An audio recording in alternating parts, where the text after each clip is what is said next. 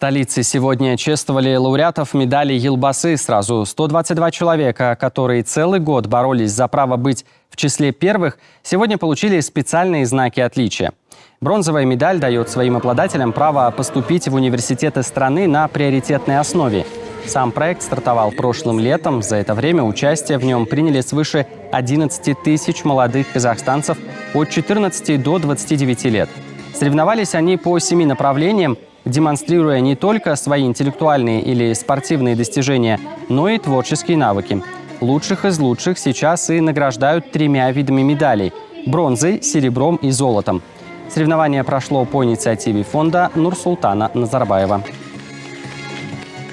При определении, например, каким я буду, вопрос встает перед любым выпускником, перед всем участником, какую специальность я должен выбрать.